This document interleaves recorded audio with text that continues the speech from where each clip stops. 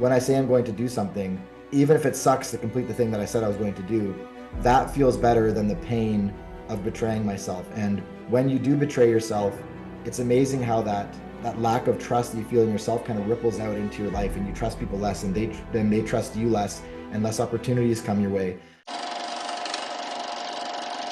I've been training and teaching people for 28 years now. And I mean, talking about the success aspect or success in business, or somebody that's, that wants to do well. I've seen it where so many really, really talented, great people could do so much better in their life if they just would make a commitment to something. Mm-hmm. And I think, and maybe you could give your thoughts on this, but kind of in the society that we live in today, we have so many choices, right? Almost an infinite, amount of choices that nobody wants to commit anymore. Like, because if it just doesn't work out, well, I'll just swipe left again and find somebody else. And it's almost like a never ending story for so many people out there. What are your thoughts on that, the dating culture and kind of the swiping culture that we're in today? Yeah, well, we don't value commitment. We don't value trusting your own word. We value really novelty, right? And you can look at art or architecture as an example. If you build a building, or you create a piece of art that's stunningly beautiful in a traditional sense, nobody really cares. They want to see something new, right? Even if you're smearing feces on a blank canvas, while wearing a diaper, it's like, okay, well, that's new, right? That's what we're taught to value as a society. And we're also taught, do what makes you happy. You have to be you, right? Not go through that incredibly painful and, dark process of actually figuring out who you really are. But be you means do what you feel like.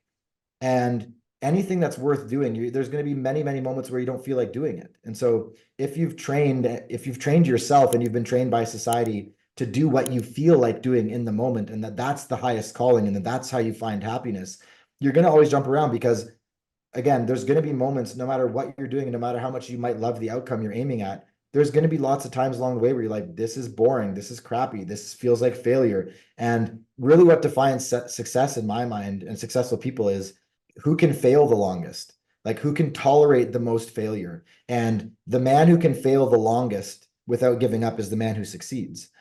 And that's not what we're taught. We're kind of taught the opposite. Well, it's not working out for you, right? Try something different, try something new. It's a different diet, it's a different career. And sometimes that obviously is the answer. Like, I've tried different diets, I've tried different careers, but you have to get really clear internally. Like, am I quitting because I don't feel like doing this? Or am I quitting because this isn't what my path should be, and I'm doing something that's against my nature? And I think a really big part of this is learning to trust your own word. And I'm a smart person, but I'm also a very slow learner, and pain is what teaches me lessons. And I've said I'm going to do things and then betrayed myself, and then suffered the consequences of that so many times, that I've learned that when I say I'm going to do something, even if it sucks to complete the thing that I said I was going to do, that feels better than the pain of betraying myself. And when you do betray yourself, it's amazing how that lack of trust that you feel in yourself kind of ripples out into your life, and you trust people less, and they trust you less, and less opportunities come your way. But it's much easier to just give yourself an excuse and move on, and not look at that deep, dark part of yourself that just wanted to quit because it was hard, and just wanted to quit because I failed before and it felt bad, and I don't like feeling bad. It's much easier to just kind of ignore that, watch Netflix, eat ice cream, drink alcohol, and move on. But if you can listen to that little voice inside that goes, no, you should keep going, you're just quitting because it sucks right now, watch your life change, and watch it change like magically in a relatively short period of time.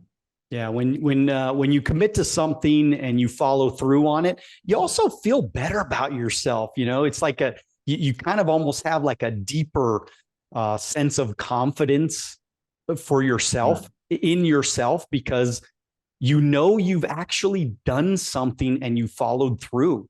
And the harder it is, I think the more appreciation that you have for those moments, and the appreciation that you have for yourself, to be able to kind of like almost like pat yourself on the back and say, man, I'm proud of you. I mean, I've said many, many times, you know, I'm so glad I didn't quit like everybody else. Everybody in my industry, you know, 99% of them throughout all my years, 28 years in the same company, same business, 28 years, most people quit. Most people didn't follow through on their commitments. And I kind of feel sorry for them because the end result could have been so much better for most of them. And you're right. You know, some of them, it's just not, they're not cut out for it. And that's okay. I mean, nothing's for everybody, but I do feel like there was so many people, you know, and the same goes through with relationships, right? I mean, people give up way too soon. I mean, I was with the same woman for 30 years. So it was a very, very long time, very, very difficult situation. But I really feel like, you do the best you can in any situation. You do the best you can to stay committed. And I was very, very committed throughout the process. If you like this video and you want to watch another one, click right here. If you want to watch the entire podcast, click right here.